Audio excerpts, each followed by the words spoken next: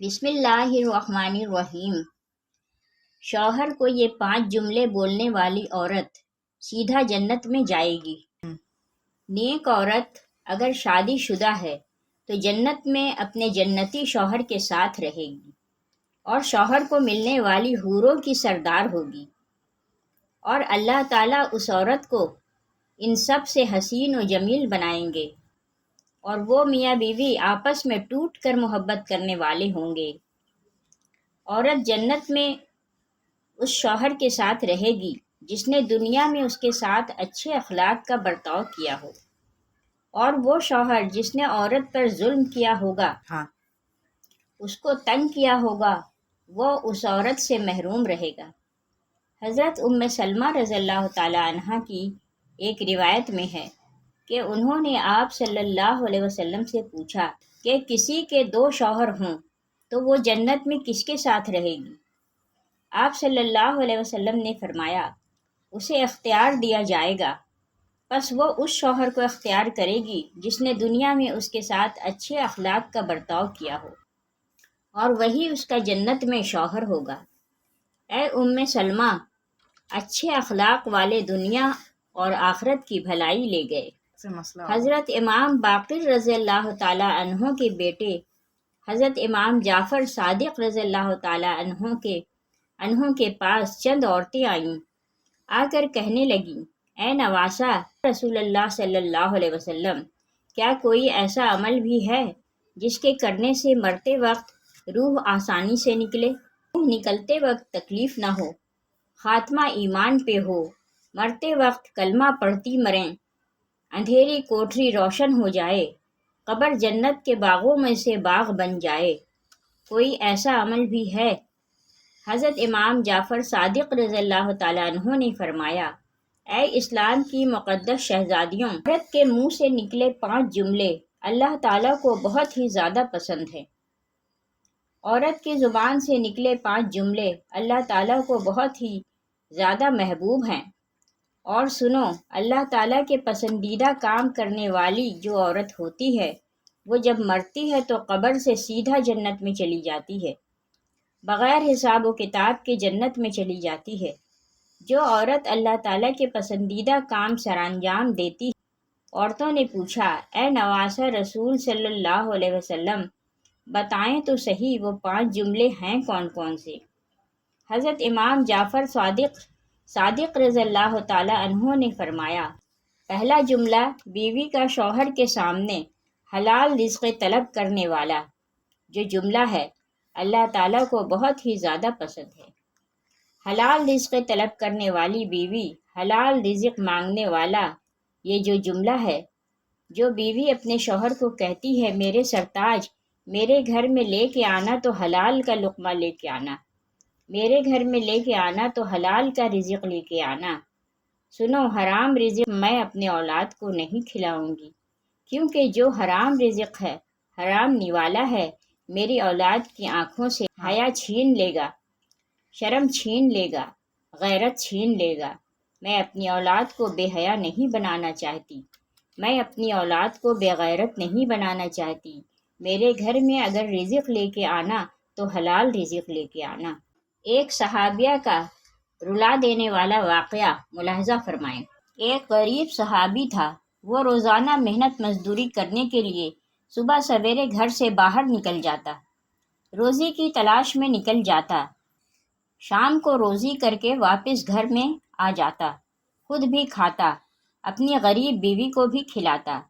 ایک دن یہ حسب معمول گھر سے باہر نکلا، سارا دن خاک چھانتا رہا، پورا دن روزی تلاش کرتا رہا، مزدوری تلاش کرتا رہا، اسے کوئی مزدوری نہ ملی، روزی نہ ملی، خالی ہاتھ شام کو واپس گھر آ گیا۔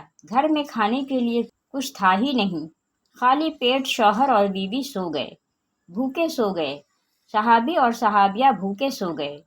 دوسرے دن پھر حسب معمول گھر سے باہر نکلا روزی کی تلاش میں، سارا دن خاک چھانتا رہا، روزی نہ ملی، کام نہ ملا، مزدوری نہ ملی، شام کو خالی ہاتھ واپس آ گیا۔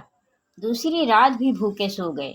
جب تیسرا دن آیا، تیسرے دن بھی صحابیہ عورت حسب معمول اپنے شوہر کو دروازے تک لے گئی رخصت کرنے کے لیے۔ ڈھیر دعاؤں کے ساتھ، نیک تمناؤں کے ساتھ، دعاؤں کے ساتھ شوہر کو رخصت کیا۔ شوہر جیسے ہی 4 قدم آگے بڑھا تو بیوی نے کہا، رکیے، میری بات سن کر جائیے۔ شوہر رک گیا، بولا، کیا کہنا ہے؟ اس صحابیہ غریب بیوی نے کہا کہ میرے سرتاج، اس سوچ کی بنیاد پر کہ میری بیوی 2 دن سے بھوکی ہے، 2 راتوں سے بھوکی ہے، کہیں ایسا نہ ہو کہ آج آپ کو مزدوری نہ ملے اور آپ حرام کا رزق لے کر میرے گھر میں آ جائیں۔ یاد رکھیے گا کہ میں مر جاؤں گی لیکن حرام رزق قبول نہیں کروں گی۔ حرام کمائی کا لقمہ نہ تو میں کھاؤں گی، نہ تو اپنی اولاد کو کھلانے دوں گی۔ وہ تھی اسلام کی مقدس شہزادیاں، جن کی گود میں اسلام پلتا تھا۔ کہتی ہیں، میں بھوکی مر جاؤں گی، تیسری رات بھی بھوک سے گزار لوں گی، کوئی بات نہیں، اگر کام نہ ملے تو واپس آ جانا، چوری کا مال میرے گھر میں نہ لے کے آنا، سود کا مال میرے گھر میں نہ لے کے آنا، حرام مال میرے گھر میں نہ لے کے آنا۔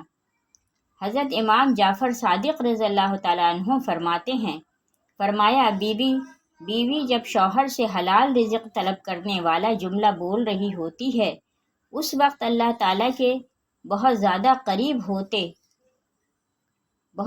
قریب ہوتے یہی جملہ مرتے وقت اس عورت کی روح آسانی سے نکلوائے گا۔ روح نکلتے وقت اسے تکلیف نہیں ہوگی، قبر کے اندھیری کوٹری روشن کر دے گا۔ یہ جملہ قبر جنت کے باغوں میں سے باغ بنا دے گا۔ یہ جملہ فرماتے ہیں، دوسرا جملہ، بیوی اپنے شوہر کے آگے کوئی ایسا جملہ بول دے جو جملہ شوہر کی پریشانیوں کو خوشیوں میں بدل دے۔